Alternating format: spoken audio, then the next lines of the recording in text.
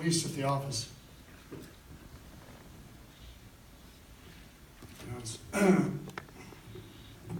If you watch against Southern Miss and against UTSA last year, Southern played very hard, moved the football, so especially in the UTSA game. So it's 4 out of 5 starters coming back on their offensive line. Quarterbacks, all 3 played. Wide receivers, really their best guys come back. Their big receiver got a 6th year of eligibility. So sitting in a situation where we got to get ready to go. I think they have nine starters back on defense. So everybody doesn't pay any attention. And like 2 years ago, well, you had to scrape by the seat of your pants to beat South Dakota State, which ended up playing for almost for the national championship. So these ball games here, what you want to do is first one, the things you want to do is you just want to make sure that you control what you can control, which is how well does your team play. Takeaways, turnovers, penalties. Get it to where your kids are calm and get ready to go, and that's kind of where we're at right now.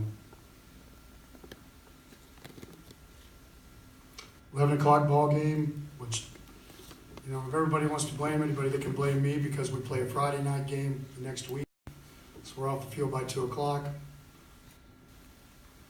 So you want to get rest, plus you want to start getting ready for the next opponent. You want more time because you're going to have a short week. Good. These first 5 weeks, really, how I do it. I break it down, and really the first third of this season will go 5 games. Because you got to go until you get a break before you have a week and a half before you play Tech on a Thursday night. And it's a pretty tough 5-game stretch. Friday night over at SMU, which is always a difficult. And then you have Ohio State, then you have Texas and Iowa State, which we got beat by Iowa State last year, and Texas is always a war. So. You still get 2 decades in, essentially. Do you still get excited for game ones? Oh, yeah. Well, when you quit getting excited for any games, you need to quit.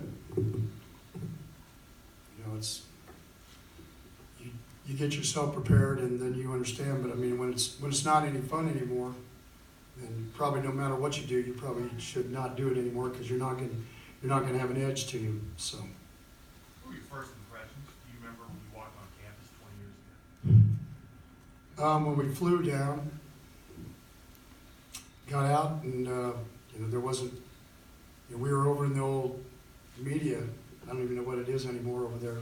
Well, we don't have that anymore, so everything's different. But for me, it was better than where I came from. So.